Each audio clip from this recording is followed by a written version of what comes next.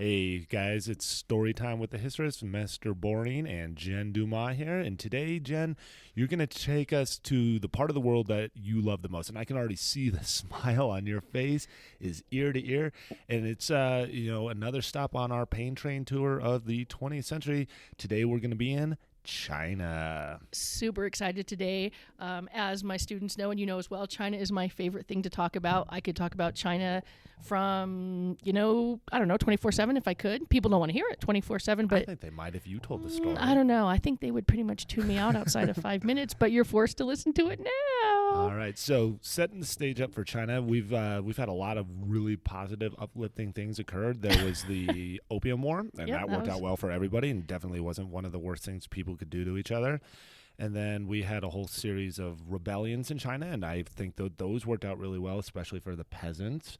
And there wasn't millions of people who died because of those 1850s and 60s rebellions. And so here we are at the 20th century, and everything's good, right? Yeah, it really is for China. Things are really starting to look up, said no one ever. It's called the Century of Humiliation for a reason, and it does start. It does start with the Opium Wars, which I get where Britain was coming from, right? Stop being so ethnocentric and xenophobic, China, but. In all actuality, it's just horrible. You do not get a nation addicted to drugs as a way to end a trade imbalance. I think that's not okay. So at the beginning of the 20th century, China is in a world of hurt. They have lost their identity. They have lost their sense of superiority. We had epic level failure with the Boxer Rebellion, which only weakened the Qing dynasty. And I think at that point, a lot of Chinese citizens they understood that something had to change, that they could not keep going the traditional ways and think that the outcome would be different. That's important because that type of self-doubt is not China. Not at all, yeah. That's not been them for 2,000 years. I mean, we picked up roughly around, 1250 CE was when we started this thing. And what some of our listeners might not realize is that there's this unbroken line of Chinese culture and tradition extending way past the horizon historically, back to the beginning of humanity. If you listen to the way some of the Chinese scholars tell it, this is a really big deal. Yeah, it is. Because, China just always assumed they were going to have a dynasty. That's just the way it always had been and always would be. But in 1911, what happens is it's pretty clear the people have had enough. The Qing dynasty has not been able to solve the problems that were created after the failures of the Opium Wars. And they decide that they've got to take a new path, that China's got to forge a new path. Man. And it's going to be based more on Western ideals, the idea of we need a modern education system. We need a more democratic form of government, because at that time, the nations who were succeeding, that's what they were following. And China, I think, was taking the approach Japan took with the Meiji Restoration. This sounds like a familiar story that we've told before. So we've got a blueprint that they think they can follow. Okay. And so there is a revolution in 1911, and it's led by this guy named Sun Yat-sen. And Sun Yat-sen has been out of China for a while. He is Western educated. He has had far more exposure to Westerners than he has necessarily his own Chinese citizens. Okay, that's another big one. Yep. Okay. And so then he comes back to China and leads this revolution. And the whole purpose of the revolution was to modernize China and make it strong in the face of so many epic level defeats that they've had in the last part of the 19th century. And the whole goal was pretty simple. We need a more democratic form of government. Makes sense. We have got to do something to get land back to the peasants. Okay, yeah. When you have roughly 200 million-ish people, 300 million-ish people potentially, if you start thinking about the region, you got to keep those people happy. Yeah, and then they've got to get education, because it was the lack of education and the lack of technology that really doomed them during the Opium Wars. But Sun Yat-sen knows he can't do this by himself. He has no resources other than basically his intellect and probably the support of millions of people, but that doesn't mean the revolution is going to be successful. So he enlists the help of this guy, Yuan Shikai. Okay. I call him Pillsbury Doughboy. Look him up and you'll see. Swear he looks just like him. Full of jelly, like he's a little Bismarck? He is way bigger than a little Bismarck. You got to seriously... All right, you got to seriously look at him. We'll pull him up here on the phone here in a second, check him out. And Yuan Shikai was the general of the Qing military. And so Sun Yat-sen goes to Yuan Shikai and says, hey, we need your help. And Yuan Shikai is like, yeah, fine. I will use the military to overthrow the Qing dynasty, make them abdicate the throne. But in return, once the revolution is successful, I want to be made president of this new China. All right. So correct me if I'm wrong, but if I'm one of our listeners, I'm thinking like this has got some mandate of heaven flavor to it. A little bit. So should we be making that connection, or should we hard break from the past? This is a pretty hard break from the past right now. All right. So you hear that, listener? Snap. Not the mandate of heaven. That is Jen Dumas cracking an egg of knowledge on your head, and what's running down is a new China. I'm sensing a change or continuity question, Miss Breen. Ooh, I like it. So Yuan Shikai and Sun Yat-sen are able to make the Qing abdicate the throne, and they overthrow. And so Yuan Shikai becomes president. And the whole idea is he's going to, lead this new democratically elected government, and people are going to be educated, and they're going to participate and vote. That is what Sun Yat-sen thought was going to happen. That is not what Yuan Shikai actually meant. He just became another dictator. So China doesn't catch a break, and the century of humiliation continues. It will continue. Oh, great. And Yuan Shikai thought with the help of his military and, because he was buddy-buddy with some of the warlords, that he was just going to be able to take power and people were going to do what he wanted them to do. And I don't think he understood the amount of anger and discontent among the Chinese people, okay? Even 70 years after the Opium Wars, like they were not going back to the old ways of China. They weren't. And so Yuan Shikai doesn't stay in power long, which on one aspect you're like, ooh, way to go, way to get rid of the dictator. But all it does is lead to political chaos in China. And we've seen this in some of the other areas that we've talked about. Like the French Revolution really comes to mind when we start thinking about the Reign of Terror. And when you have this power vacuum, what fills that in oftentimes is way worse than what was there before. Right. And then and so that's what ends up happening is you've got some political chaos. You've got people factioning into different groups. You've got loyalists who still support the old Chinese ways, who want power. You've got nationalists who believe in a more modern democratic China. Okay. And then you've got another group coming in because of some events in another Eastern nation. Okay, I think I know who this is going to be. So you have the rise of communism in China.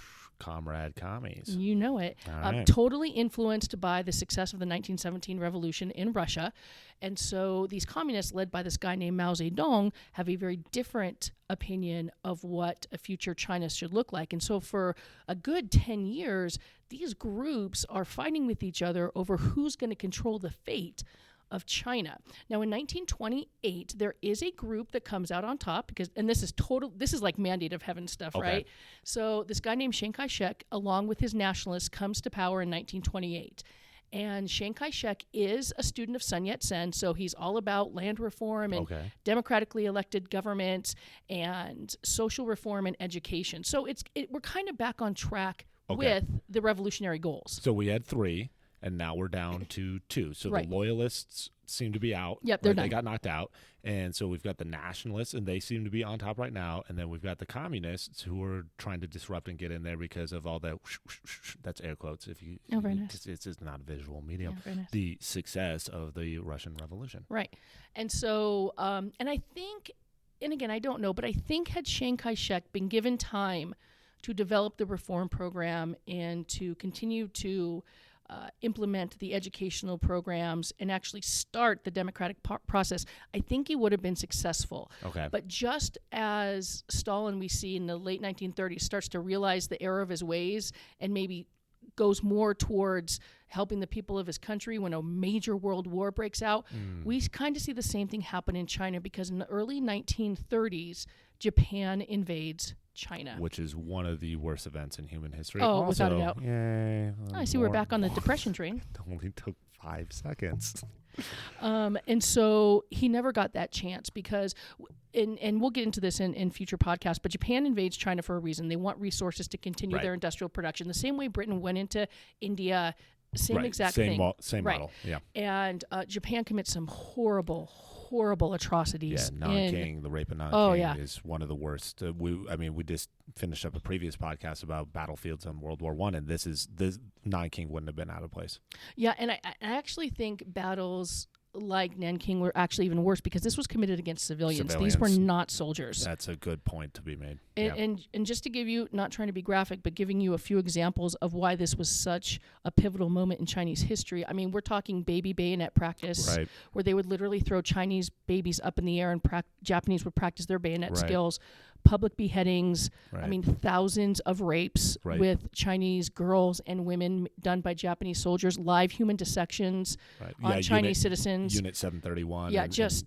Think of like, for our listeners, like Japanese Nazi scientist Mengele sort of stuff. Really horrible. Yeah. And so part of the reason that the Chinese couldn't effectively fight back is because they'd been in this like chaos system from like 1916 forward, so they didn't have that modern military that Japan had been working on since the Meiji Restoration. Right, and we've even seen with regards to the Russians in World War I, like if you have something there, just something, you can push back and then you can reform yourself, right? So not to say that the Russians were anything great leading up to or through World War I or in the aftermath of it when they bow out, but at least there was something there. And it sounds like China is literally devoid of any really solid structure. Oh, they have, and part of the reason that is because Chiang Kai-shek did not direct the full resources of his military against the Japanese. Okay, so I've got a question for you. Yeah, so I've been dying since you said Chiang Kai-shek. So I had this history teacher, my AP European history teacher, when I was in high school. So this is like for our listeners, the year is 2000. When I learned, boo frickin' who. I'm getting old. I've got gray hair in my beard. But Mr. Peters was his name, and Mr. Peters used to always refer to Chiang Kai-shek as cash my check, right? And he said that had to do with, if I'm remembering this correctly, and Peters used to wander around, but it had to do with military aid and how Shek was basically misusing or misappropriating the money. Oh, totally. Okay. Without a doubt. Corruption's always going to play a role in when governments fail, and he totally was. And he also was using part of his money to fight Chinese communists. Oh, okay. So he's got two fronts now, because I'd forgotten about the communists. Communists are still there. It's a civil war. And so the Chinese people are like, what are you doing? Why are you fighting our own people when the Japanese are committing these tremendous atrocities against our citizens?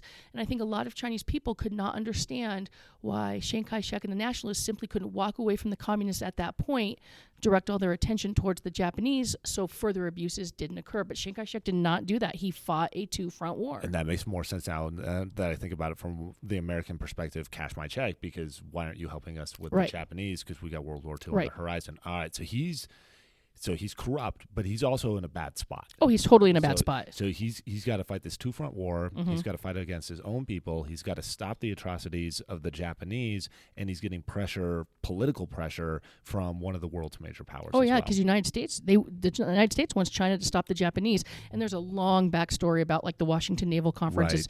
The United States has not treated Japan very well, and so Japan's mad, and they're coming back for us. And so if China could stop the rise of Japan, then maybe the U.S. is in a little less danger, and so that's why the U.S. was supporting Chiang Kai-shek. All right, so is he a sympathetic figure for us, or is he just a guy? I think he's a guy. I think it's really hard to be sympathetic to someone who is being played more by money than by the needs of his people, but at the same time, I'm not sure anyone else would have done any better. Fair assessment. Okay. So, and then, World War II happens, and the Japanese get involved, and the U.S. declares war, and we know the end result of World War II. The Japanese lose. Yeah, I know. Really, really bad. More fun stuff. I know. And so China's, in 1945, kind of left in a little bit of a lurch. They didn't necessarily lose a lot of territory because they gained a lot of territory back that they had lost from Japan, but at the same time, they still have no political system. They're not organized in any way, shape, or form. And there are two main groups still fighting each other to gain control of China, the nationalists and the communists. Okay. And it is going to take 4 more years for that civil war to finally end. And the amount of destruction and death that occurs as a result of this is really staggering in China. Right. Well, I mean, we're talking 38 years of continuous war. If my math is correct. I wish Mr. San Franz hadn't left the room. I know, right? This was supposed to be our math inclusion episode. Great. But yeah, I mean, all kidding aside, this is still industrial war. This is modern war. This is everything that we've seen up to this point in time. The destructive capabilities of modern states is unparalleled in human history. So the Chinese people have been suffering this. How does it end?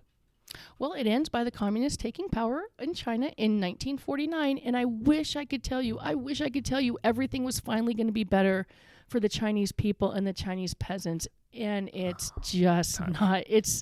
It's going to take the same path, really, that the Soviet Union takes after the 1917 revolution. Oh, no. Oh, yeah. That's going to be so much worse.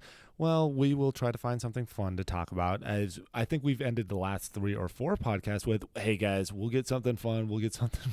Yeah, we're not going to. Let's really be honest. We gave you a false sense of optimism. I mean, there's got to be, like I said, we were talking before the show started, like maybe some art or painting, or like we could do a podcast where we describe puppies or something. I don't know. What about creative nicknames for the world's worst dictators? Okay, we can come back with that one. Not sure how appropriate that might be for a podcast. Well, maybe we'll like figure out some sort of Patreon or something for Stugo, and then people could donate, and then they could hear what we have to say about. Oh, that would be awesome. Now we're starting to think of ideas. All right, so to recap, China starts as a dynasty, goes through an awful civil war, gets invaded, fights off the invasion, turns back on itself for part 2 of said civil war. Civil war ends in 1949, and we are now communists, and Mao Zedong is in power. That is exactly the timeline. All right. In terms of our century of humiliation, that also matches up pretty nicely with the Opium Wars and the Treaty of Nanjing and a lot of those 1800 events that kicked this whole thing off as well. So the nice little bit of synergy there for the Chinese. So I think that'll do it for us. I do indeed. All right. Well, this was another riveting episode of Storytime with the Histories. I'm Matt Borning. I'm Jen Dumas. All right, guys. We'll see you later.